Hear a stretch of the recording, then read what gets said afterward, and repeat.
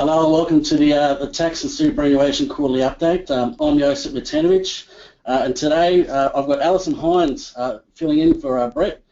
She's a manager in our Superannuation Consulting Division. So let's get started.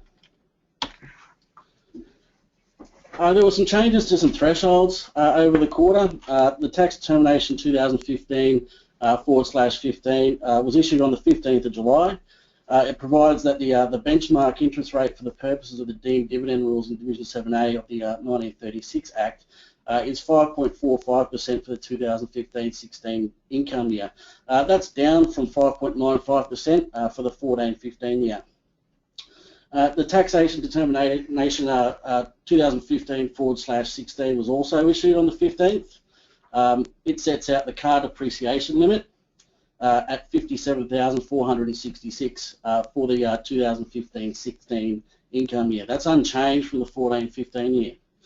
Not mentioned on the slides is the CPI indexation factor, which is used for FBT purposes concerning remote area benefits. For the June quarter 2015, it increased by 0.7 from the March 2015 quarter to 107.5. The ABS said inflation was running at 1.5% through the year to 30 June 2015, following a rise of 1.3% through the year to 31 March 15.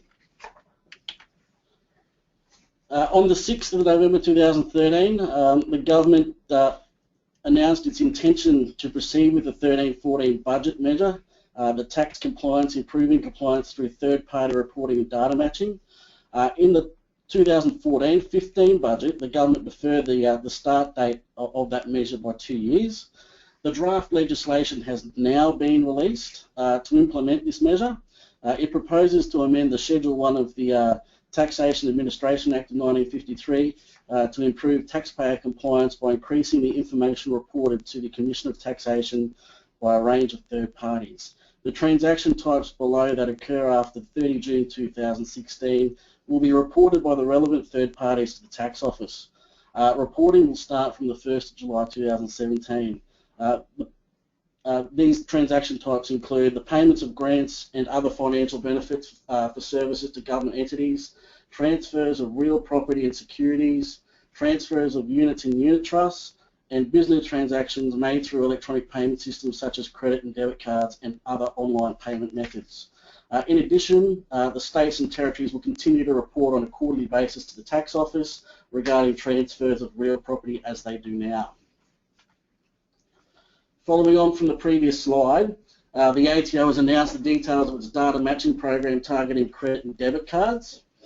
The ATO said it will request and collect data relating to credit and debit card payments to merchants for the periods 1 July 2014 to 30 June 2015. From a range of from the following financial institutions. They are American Express, ANZ, Bank of Queensland, Bendigo and Adelaide Bank, BWA Merchant Services, Commonwealth Bank, Diners Club, National Australia Bank, St George Bank, Tyro Payments, and Westpac Banking Corporation.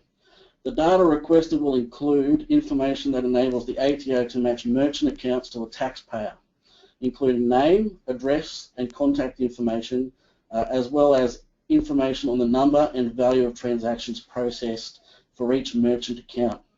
The purpose of the data matching program is to ensure that merchants are correctly meeting their taxation obligations in relation to their business income.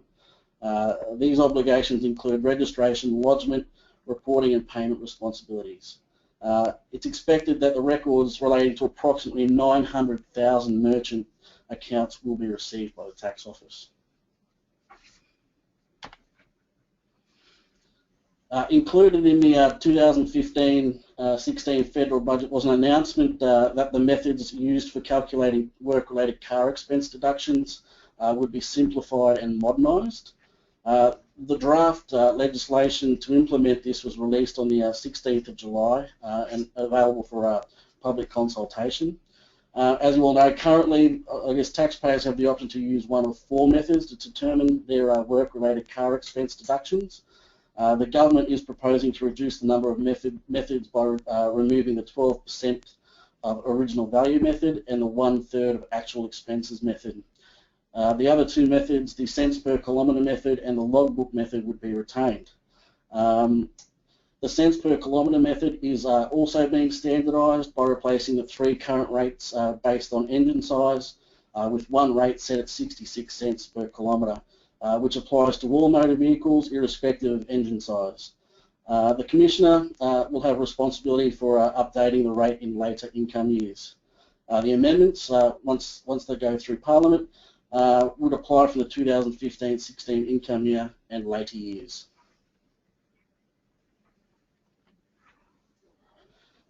The ATO has developed a tax risk management and governance review guide. It's primarily for a large business to allow taxpayers to self-evaluate their governance framework and strategic and operational tax risks. The ATO says the guide is based on what it believes are corporate tax governance better practices and seeks to assist businesses to develop their own tax governance framework, test the robustness of the design of their framework against the ATO's benchmarks, and understand how they can demonstrate the operating effectiveness of their internal controls to their stakeholders. The guide was developed in consultation with Tier 1 advisory firms, the Law Council, members of the Corporate Tax Association and the Tax Institute, and will be updated on a regular basis.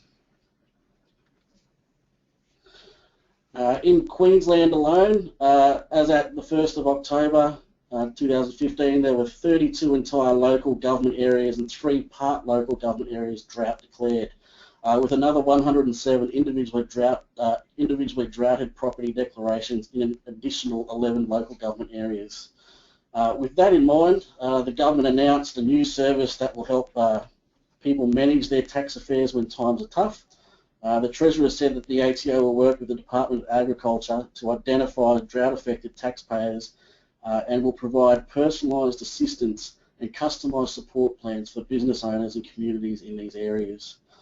With the establishment of a dedicated hotline for drought-affected taxpayers on 131142, they need to call that number and select option 3. They can then discuss their situation and available options to help them manage their tax obligation. Help options can include payment plans tailored to individual circumstances, including interest-free periods and extensions of time to pay tax bills or make lodgements. The ATO has also undertaken to get into contact with businesses in drought-affected communities to make sure that they are aware of the options available to them to help meet their obligations.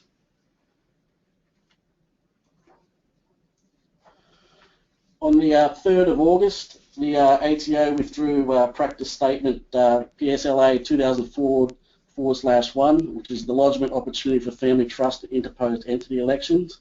This practice statement set out the one-off opportunity to enable family entities to lodge a family trust election and or an interposed entity election that was required to have been lodged with a previous year's tax return with their tax return for the 2004 income year. It is being withdrawn because the opportunity to lodge has now lapsed. In our last update, I mentioned that the government was clamping down on the tax and GST compliance of the sharing economy, so things like Uber and Airbnb. In response, Uber's parent company has lodged an application with the Federal Court against the Commissioner of Taxation. In May 2015, the ATO released information on its website providing its view of the tax obligations of people providing these services in the sharing economy. The ATO is of the view that people who provide ride sourcing or ride sharing services were providing taxi travel under the GST law and were required to register for GST regardless of turnover, charge GST on the full fare, lodge BASs and report income in their tax returns. The ATO had given ride sourcing drivers to the 1st of August to obtain an ABN and be registered for GST. And then following on from my previous slide, the ATO says it's collecting data from financial institutions and matching it to its records to help it contact ride sourcing drivers and assist them to meet their GST and income tax obligations. I guess the ATO is standing firm in their position. The ATO says that some tax agents may receive some correspondence about this on their client's behalf. If those clients provide ride sourcing services, the ATO asks the agents to remind them that they are required to have an ABN, register, calculate and remit GST on the full fare, and declare their income on the 2014-15 tax return, and lodge all their BASs on time. The ATO has just recently reminded tax professionals that the Invalid and Invalid CARA tax offset is only available to taxpayers who maintain eligible family members who are an invalid or care for an invalid. The ATO says its compliance activities identified that incorrect claims are being made. The ATO notes that the taxpayers can only claim for an eligible family member. Taxpayers can claim for their spouse as an invalid or carer, but not both. The ATO also suggests to check that the family member that the client is claiming for has received the relevant disability support pensions or allowances, and to ensure that the adjusted taxable income tests are met. The ATO has withdrawn the following topic from its public rulings program, the meaning of I guess, income of the trust estate in Division 6 of Part 3 of the 1936 Tax Act and its related provisions. The ATO said the draft ruling TR 2012/D1 will continue to represent the Commissioner's preliminary, though considered view on the meaning of income of trust estate.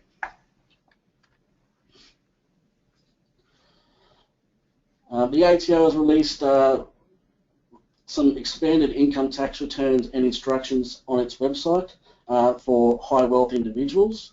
The ATO said the return should only be completed if the taxpayer has been asked to by the ATO's High Wealth Individual Task Force. The ATO has released extra instructions to help with completing these expanded tax returns.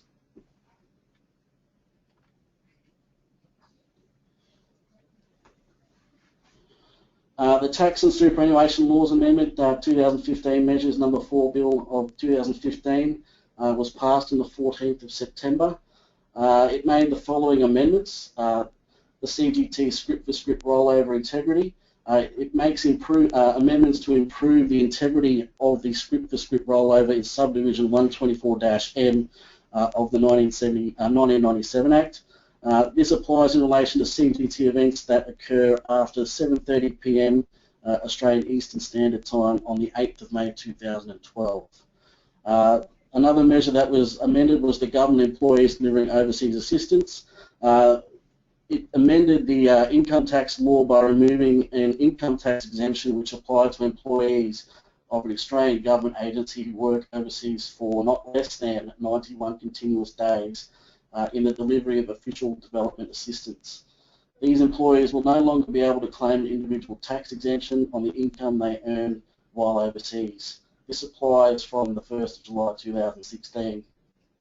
Now, maybe stepping on Al's toes here, but the small lost member account threshold was also amended. The Superannuation Unclaimed Money and Lost Members Act of 1999 to increase the account balance threshold below which small lost member accounts will be required to be transferred to the Commissioner of Taxation from 2,000 to 4,000 from 31 December 2015 and from 4,000 to 6,000 from 31 December 2016.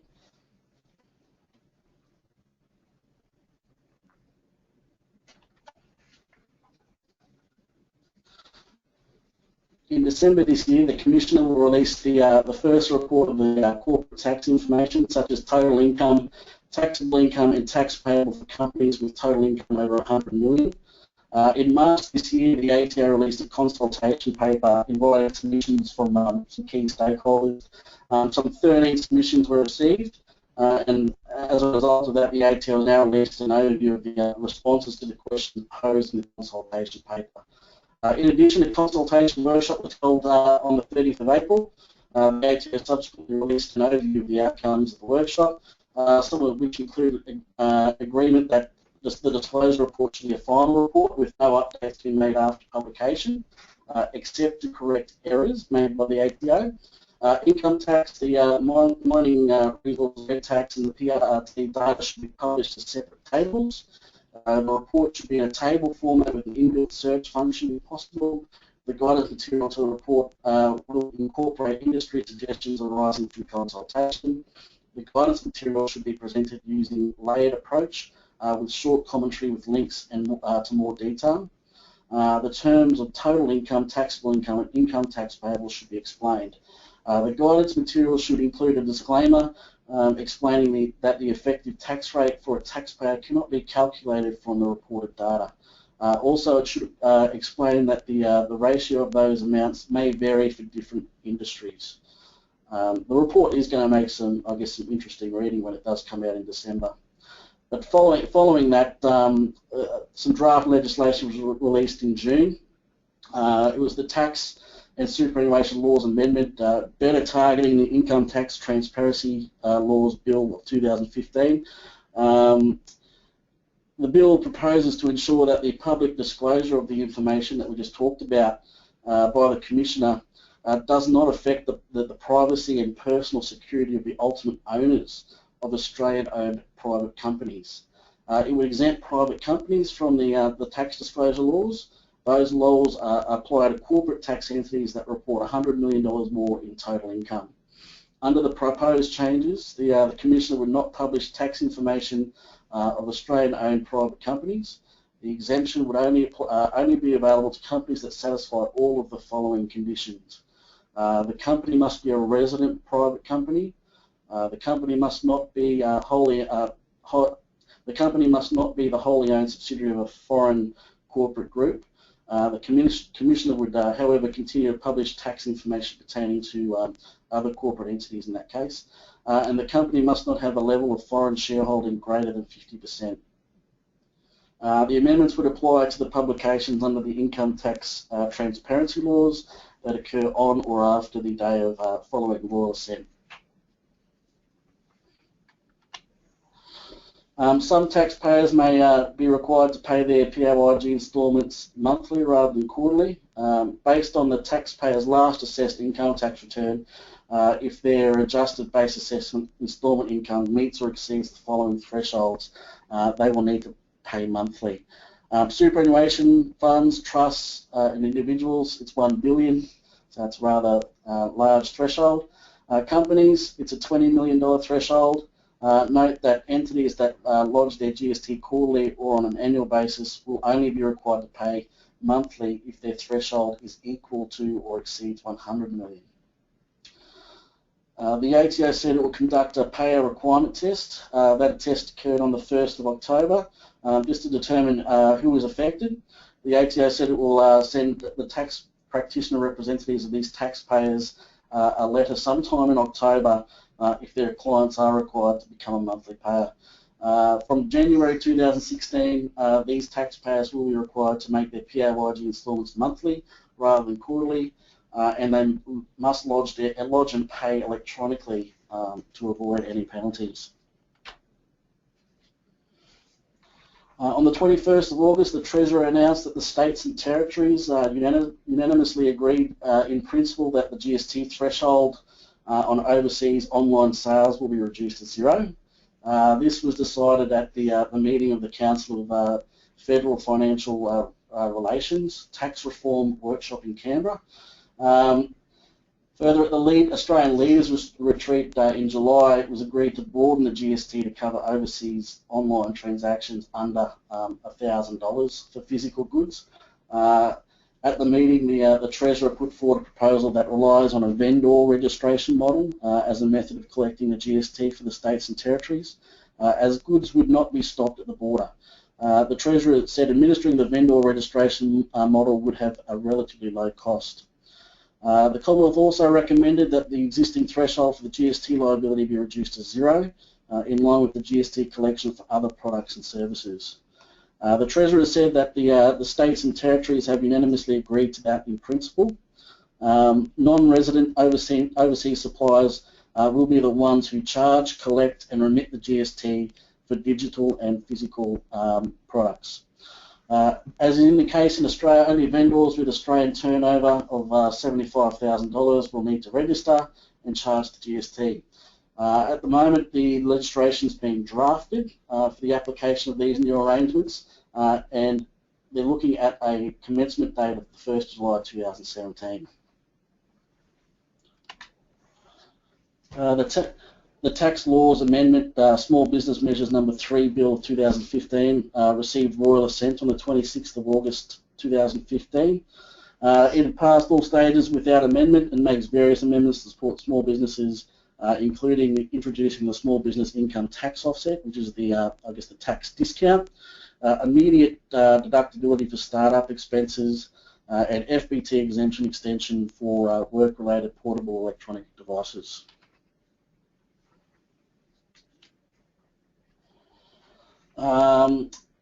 Breakwall versus the Commissioner is another case that deals with the maximum net asset value test in accessing the small business CGT concessions.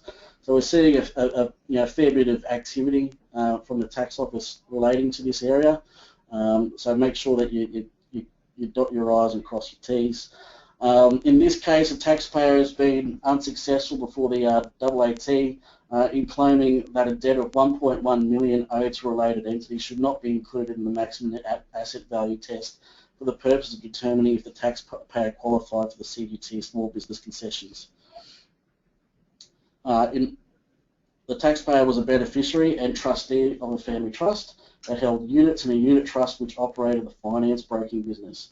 The business was sold in the 2008 income year for a capital gain of $500,000 to which the taxpayer was entitled. The taxpayer argued in determining whether the maximum net asset value test was satisfied. A loan of $1.1 million made to him by the family trust prior to 1998 had a nil value and was not to be taken into account as it was statute barred from recovery by virtue of the Limitations of Actions Act of 1936. In particular, the taxpayer claimed that the family trust could no longer sue for the debt because of the 6-year statute of limitations, and that it had not sought repayment of the debt because it may have been used to repay a debt of another entity in the group that had become insolvent. However, the AAT found the fact that the taxpayer signed the balance sheets of the trust for the 2013 to 2008 income years in his capacity as trustee was sufficient acknowledgement in writing that the debt was an asset of the family trust. I think I mentioned in my last update that this tax time the ATO are increasing its focus on rental property deductions and is encouraging all rental owners to double check their claims before lodging their tax return. The ATO is paying particular attention to excessive deductions claimed for rental properties, especially those located in popular holiday destinations. The ATO has identified a number of instances where taxpayers are claiming rental deductions for holiday homes that appear to be higher than expected when compared to the rental income being reported. The ATO will be sending letters to taxpayers in approximately 500 postcodes across Australia, reminding them to claim the deductions they are entitled to for periods the holiday home is rented out or is genuinely available for rent. If a property is rented at below market rates, for example to family or friends, deduction claims must be limited to the income earned while rented. The ATO has also reminded taxpayers to keep accurate records and evidence claims. Just thought I'd mention another case. This is Thomas versus the Commissioner of Taxation. The federal court ruled that a discretionary trust could not distribute franking credits in a tax advantage way to an individual beneficiary independently of the manner in which the net income of the trust was resolved to be distributed. At the heart of the court's reasoning was its finding that franking credits per se were not ordinary or net income of the trust and therefore could not be distributed or streamed in a manner independently from the net income of the trust, unlike fully franked dividends, which were dividends and represented a category of distributable trust income. The matter involved the distribution of some $3 million of net income of the trust and $9 million of franking credits over a period of 4 income years in circumstances where the individual beneficiary in question received 90% of the franking credits in each relevant year.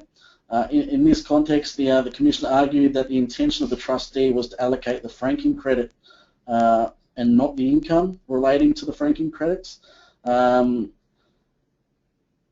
And at no point did the trustees seek to distribute the franked dividends as required. In arriving at its decision, the court also found there was no relevant nexus with the net trust income as required by the rules of Division 207 of the 1997 Act in relation to the allocation of franking credits to the beneficiary in the manner in which they were so allocated. At the same time, the court found that the tax ruling 92/13, which allowed imputation credits to be attached non-proportionally to amounts of net income distributed to beneficiaries, was not relevant as it failed to correctly state the position under Division 207, in that broadly the franking credits in this case were attached to the franked dividends on an entirely unrelated basis. Accordingly, the Federal Court concluded that the intention in allocating the franking credits was to inappropriately maximise the refund entitlement of the beneficiary, as the franking franking credits were allocated in portions entirely different to the allocation of net income of the trust. In doing so, the court disagreed with the finding made by the Queensland Supreme Court in Thomas Nominees versus Thomas Laws, which ruled that the trust deed permitted distributions of franking credits in this manner.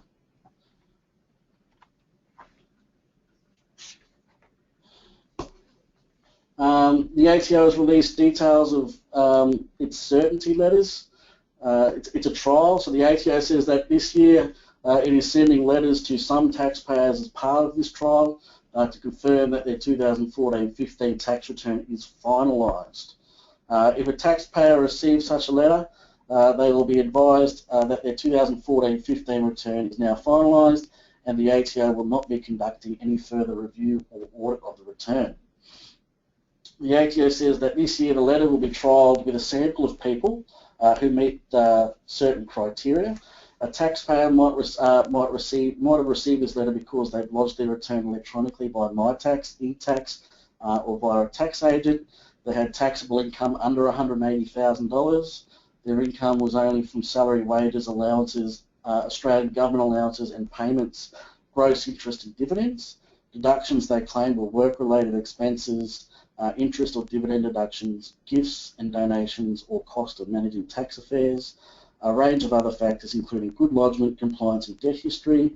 They had straightforward tax affairs, such as no links to other entities. So I guess taxpayers that receive trust distributions won't receive this letter as part of the trial.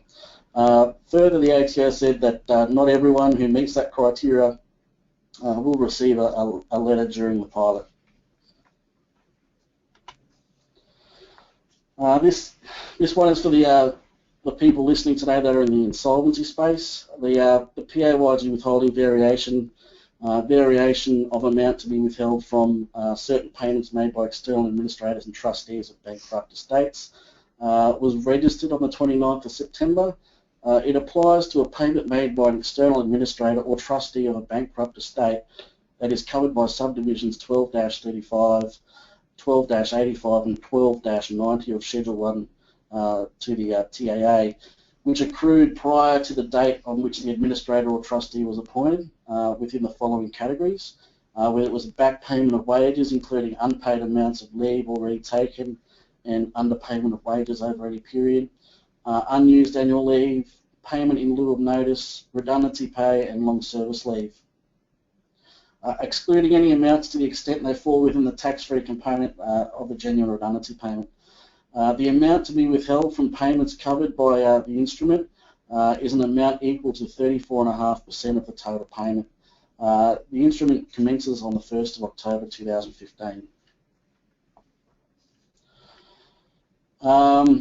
Registered charities have been given one more month to submit their 2015 annual information statement. The extension pushes out the due date to 31st of January 2016. Charities that use a standard reporting period of 1 July to 30 June are now able to log into the Australian Charities and Not-for-Profits Commission charity portal and lodge their 2015 annual information statement. In announcing the extension, the ACNC said it provides charities an extra month to take into account the ACNC's closure during the Christmas and New Year period when its advice services team will be unavailable to assist. Charities that use a different reporting period are still required to submit their 2015 annual information statement within 6 months. For example, registered charities that report on calendar year will still be required to submit by the 30th of June. In other news, the ACNC is proposing a number of changes to the 2016 annual information statement, which are designed to further improve the process of reporting for charities. Some consultation sessions have already been held, and further information on the proposed changes is available on the ACNC website. Now I'll pass over to Al, who will go on about the quarter happenings in superannuation. Thanks, Jo.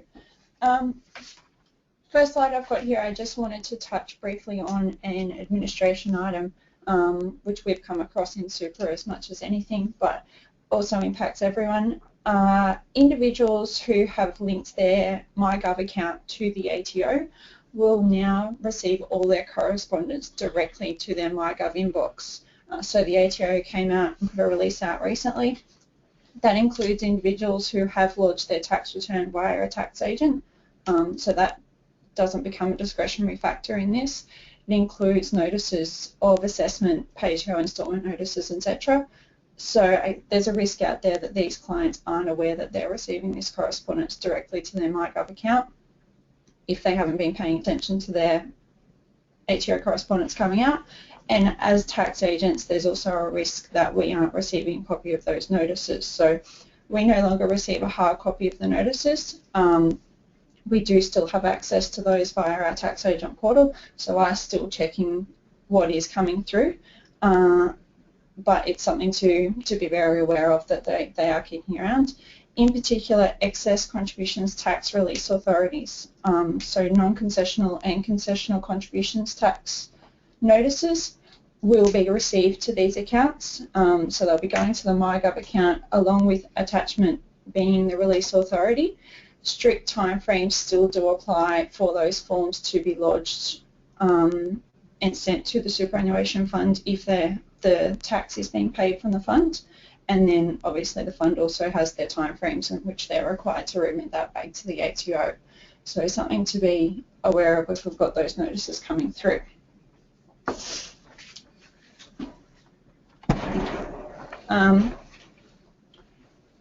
New announcement recently, the ATO came out in March this year with some statements through a number of presentations that they did.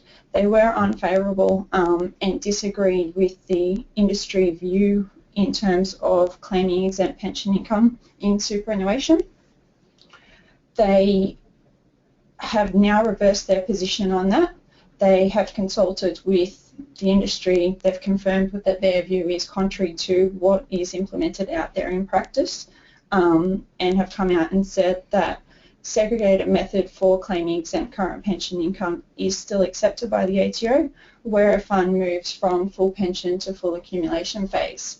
So we have two methods. We have a segregated method and an unsegregated method. One requires an additional compliance cost of obtaining an actuarial certificate. The segregated method does not. It does require there to be no cross-contamination period of accumulation and pension phase. So if I myself have a self-managed super fund and I commence a pension on 1 January, I have a period of 6 months from 1 July to the end of December where my fund is in accumulation phase and all the income received in that period is taxable. And then I have a period from 1 January until 30 June where all the income received in that period is exempt from income because it relates to my pension account. That doesn't exclude the fund from still being able to use the unsegregated method. All it does is it just confirms that you do have the choice. So we can still apply the segregated method, or we can still pay for an actuarial certificate and use the unsegregated method. That decision for a trustee of a fund or a tax agent is going to be based around what tax advantage can we get. There is flexibility there. The second component to that, which the ATO originally came out and said, was that exempt current pension income claim is not optional. That's deemed now to be incorrect. They say you can claim that if you'd like to, but you have no obligation to. Where we may not have an obligation to do generally is if it's not economically viable for the fund to obtain an actuarial certificate. If we only have a very low income or we do have a tax loss, we're going to consider that the cost of an actuarial certificate is going to outweigh the benefit of claiming exempt pension income, and therefore through the fund's tax return we just elect not to make that claim. The original tax determination that related to that 2014-7 will be also updated to reflect those views, new current views by the ATO. Amendments to superannuation guarantee charge. There's been a few key changes proposed in draft legislation out recently, which will be some welcome relief for employers. Employers have up until 28 days after the end of the quarter for their SGC to be remitted. The new proposed changes will alter the basis for calculating the super guarantee charge from salary and wages to ordinary times earnings. So that that change is meant to align the basis for which SGC is actually calculated initially. It will also look to align the period of interest payable on super guarantee charge with the period for which the SGC is owing. Currently, the period of interest starts from the start of the quarter as opposed to from when the obligation to make the payment occurs. So it will align that for employers back to if the payment is made on the 29th day of the month instead of the 28th day of the month, they will only have 1 day of interest payable. And it will also remove the Part 7 penalty interest imposed under the Super Guarantee Act, which is outlined of being up to 200%. So all the other remaining penalties, including the 100% penalty imposed under the Tax Act, will continue to apply. It's just simply the Part 7 one that will be removed. The ATO released 3 new IDs in relation to super in quick succession.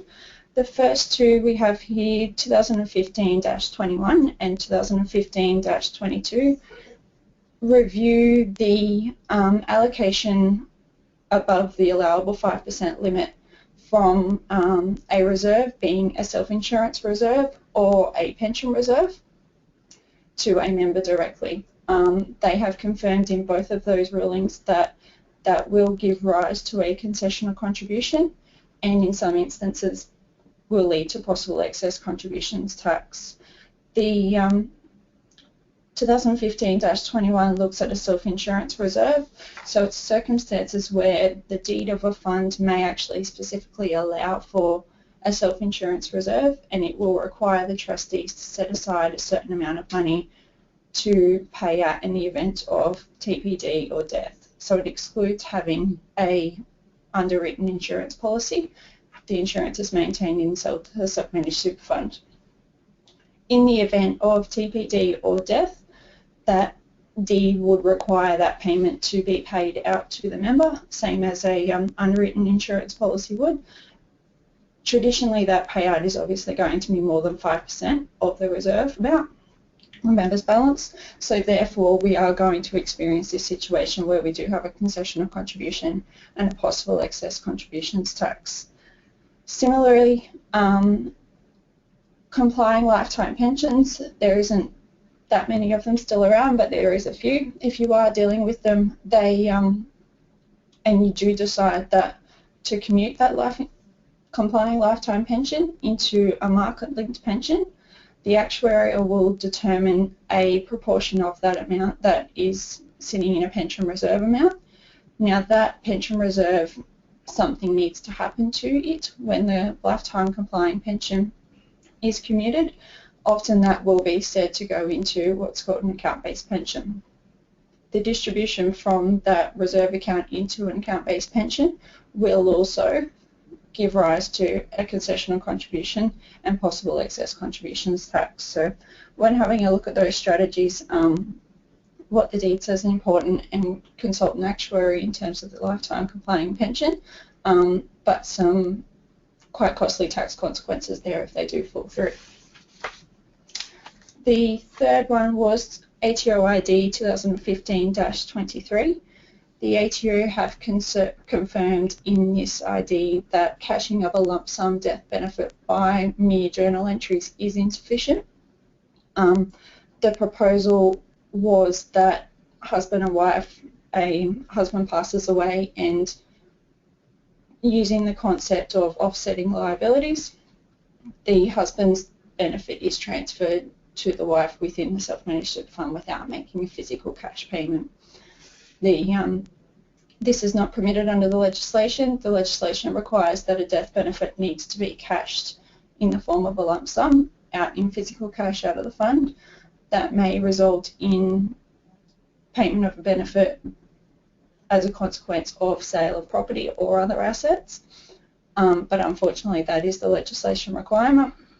It replaces the first two IDs which they released earlier this year of 2015-2 and 2015-3.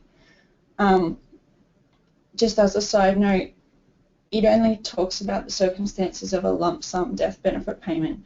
We do still have a scenario available where we can pay a death benefit pension, provided that the deceased and the recipient are eligible, and also our reversionary pension as well if our pensioner was in, or our member was in pension phase.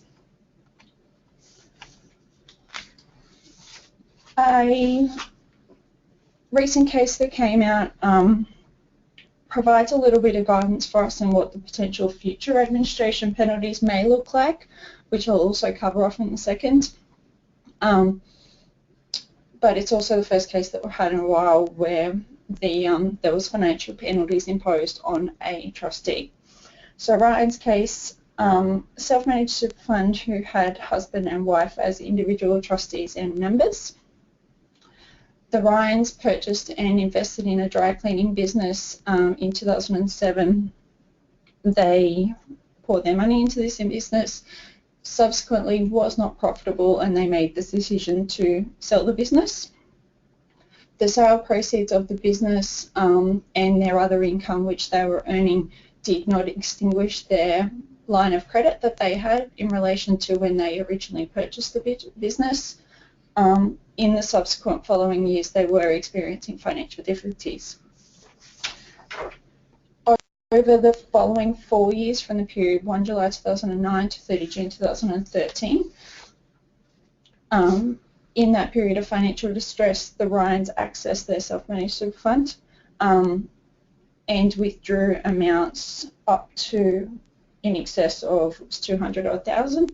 Some of those loans were repaid, but the net loan balance as at the end of 30 June 2013 was in excess of 181,000. Now, the auditor reviewed the fund's accounts. They determined there was no interest being accrued on the loans or paid in cash in respect of the loans. There were very few repayments. I believe the total loan was over 200,000, net 181, so there was about $20,000 worth of repayments over the course of the 4 years that were repaid. And being no written loan agreement in place, there was no repayment term as to when the 181,000 was required to come back to the self-managed super fund. Not only that, but the self-managed super fund had been so depleted after the administration costs, all that was left was $6,000. The ATO reviewed the fund and they confirmed that the trustees were in breach of the sole purpose test. They had provided financial assistance to members through the form of a loan. They had not complied with the arm's length provisions as they had not paid any interest on the loans, there was no repayments on the loans, and there was no set repayment term. And they were also in breach of the in-house asset provisions, which prohibits them from loaning money to a related party. Subsequently to that, the ATO wrote to the members or the trustees of the fund and they said, we are proposing to disqualify you. Please plead your case in regards as to why we should not do that. Mrs. Ryan submitted a reply to the Commissioner acknowledging their contraventions, apologising for their actions and offering to rectify all the contributions, as well as roll over their money to a public offer fund. The Commissioner still elected to disqualify the trustees under the Act, and they also applied to the court for monetary penalties to apply. As a side note to that, the remaining balances, so the odd $6,000, was also transferred over to a public offer fund, so the loans were not repaid. Under court, they ordered that Mr. and Mrs. Ryan pay monetary penalties of $20,000 each. The repayments are required to be made in monthly instalments of $555 over 3 years. In addition to that, they were required to pay the ATO's legal costs on going to court. Now, the maximum penalty that was available to the courts to apply to Mr. and Mrs. Ryan was $220,000.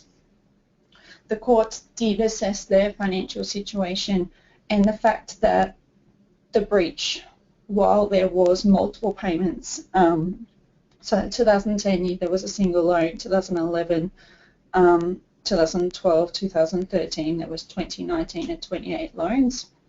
So there was a series of payments, and trustee behaviour indicated that there was they were constantly into the self-managed super funds money.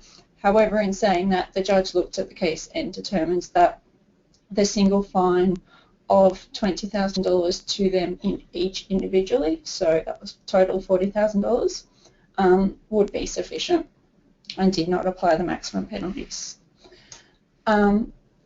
Touch on the administration penalties in a minute under the new regime. However, it's just important to note that had these breaches occurred after 1 July 2014, then the Commissioner would have not had to apply to the courts to have the penalties issued. They would have been issued directly from the Commissioner to the trustees.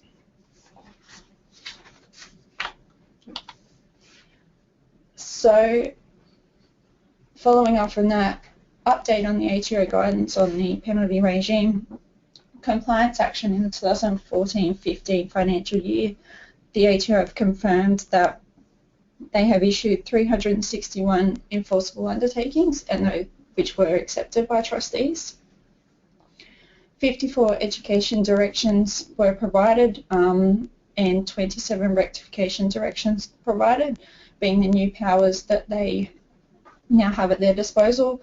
Education direction requires that the trustees of the fund undertake an education course into running their self-managed super funds, and a rectification direction simply involves that the ATO issue a set series of circumstances that the trustees are required to undertake to ensure that the breach or the compliance breach is rectified completely, and evidence is provided back to the ATO. 92 funds were also made non-compliant, with trustees receiving a notice of non-compliance.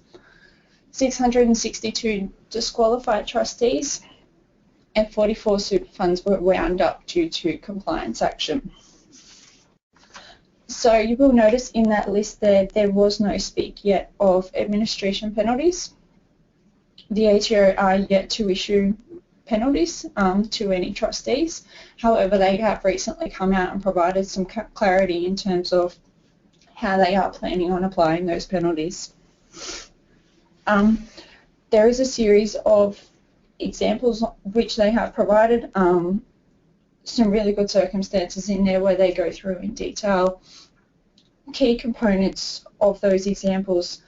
They advise that they will only issue one penalty per event to apply, and that only applies once the event is confirmed. So therefore, if take Ryan's case, for example, where they have withdrawn money from the fund as a loan and they have also not repaid the loan with interest, the trustees would be in breach of both financial assistance to members and arm's length provisions, and possibly in-house asset provisions. So therefore we have 3 compliance breaches. Under the strict letter of the law, prior to the ATO providing their interpretation, that would indicate that we have 3 financial penalties available to be applied at $10,800 each, possible fine of over $30,000. The ATO has said that that will simply be 1 penalty per event, so they will recognise that there was 3 breaches. However, it was in relation to only 1 event, so only 1 event will apply. And similarly, they receive a contravention notice from the auditor. They will actually confirm the event has occurred prior to actually issuing the penalty. So that's when the ATO will ring up, they'll seek information in regards to the event, confirm what has actually gone on, and satisfy themselves that there is a breach prior to issuing the penalty. The penalties are issued on a individual trustee basis or 1 per corporate trustee. So as advice to anyone setting up a new self-managed super fund, there is obviously other advantage to us to a corporate trustee, but an additional consideration is 1 $10,000 fine is much better than 2 $10,000 fines, or 3 or 4, depends on how many trustees you have. The administration penalties, the Commissioner also has the discretion to remit those penalties. What they will consider, while the penalties will automatically apply once the breaches are confirmed, the factors that they will consider in remitting are compliance history from both a lodgement and assist compliance perspective. So if it is an initial breach or we do have good compliance history, the ATO will take that into consideration. If the breach has already been rectified and any other circumstances such as the trustees can demonstrate that there was a misunderstanding of the law, there was an accident which occurred in a banking error, and they have undertaken education in respect of what their requirements as trustees are, then the ATO are on good grounds to remit that penalty. So it's nowhere near as nasty as what we initially thought it may be. However, it is really important to engage the tax office and engage the tax agent in those discussions to make sure that it is dealt with appropriately. Changes to newly registered self-managed super fund lodgement obligations. The ATO has released a number of times in the last few months confirmation that funds established after 1 January 2015 can no longer meet the ATO's return not necessary requirements. What that means is that self-managed super fund, regardless of their assets, is either required to lodge a return or cancel their registration and re-register when assets become available. For those funds that were established May, June, for example, and rollovers were received early July and not prior, need to get in contact with the ATO and determine the best form of action in terms of lodgement, because the ATO's requirement will be that that fund needs to cancel their registration and re-register. However, we obviously have assets subsequent to year-end available. Those established prior to 31st of December can still access the return not necessary. Requirement is to contact the ATO and meet the said conditions. Said conditions essentially requires that there was no assets prior to 30 June, however there was subsequent assets post 30 June, and that return not necessary cannot be lodged until assets are available. Establishing a new super fund, really important consideration to make sure assets are available or ready to be available on setup. And I believe it's discussed before in terms of similar to setting up a trust, ensuring we have trust assets on establishment. A couple of small administration points. The ATO has contacted or will begin contacting small businesses over SuperStream. So last quarter we discussed in detail the SuperStream requirements. The ATO confirmed commenced for small businesses from 1 July 2015. Businesses do have until 30 June to be fully compliant, but they will be knocking on the door for those that have not yet began using SuperStream between now and the end of March to do what they can to assist you to get up to speed. Vincents obviously can also help out as well for those clients who are having trouble with any of those areas. We can provide you in the right direction. TR 2013/D7 has been discontinued. This draft ruling came out earlier in the year, 2013, confirmed earlier in the year in relation to expenses incurred by a super fund relating to assessable income and non-assessable income. It was largely confirming the ATO's position in TR 1993/17, and as a consequence, the ATO just determined, scrap that, we're going back to the original one. There was some new issues that were raised and were still out of consultation, so they will be released when the old ruling is updated.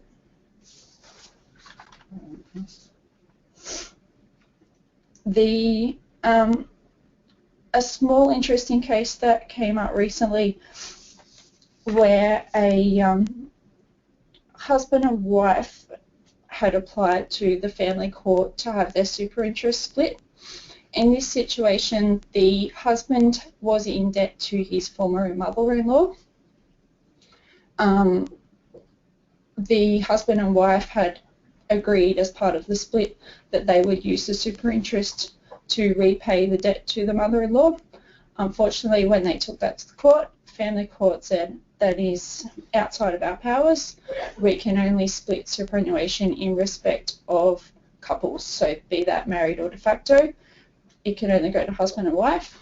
Other assets are required to repay the mother-in-law's debt. So just want to be aware of, can't split to children, can't split to friends, family, in any other respect, only go between husband and wife.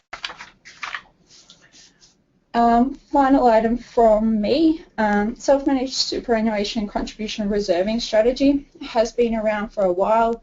The ATO have released a specific document, NAT 74851, which is required to be completed and is suggested it should be lodged on or before the self-managed super fund return and the members' tax returns are lodged to avoid excess contributions tax.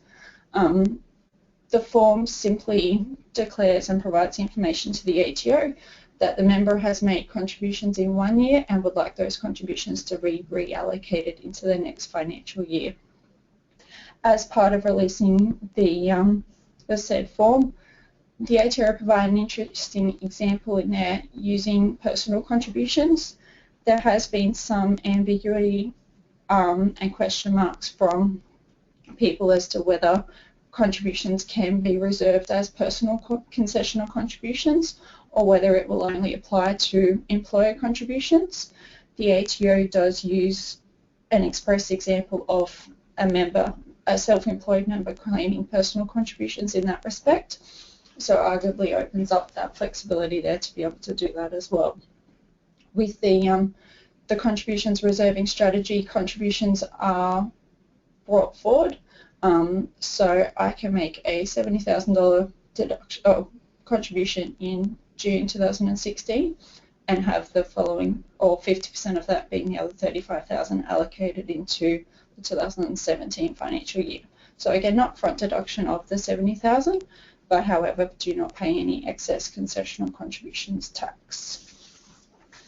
As part of that form that they have released, the ATO has also confirmed additional records that should be maintained. Check the super fund's deed to make sure that the strategy is permitted. Resolutions by the trustees accepting the contribution, allocating it to a reserve, and subsequent allocation from the reserve to the member in the future year, as well as any Section 290 acknowledgement of notice of intent to claim also needs to be retained.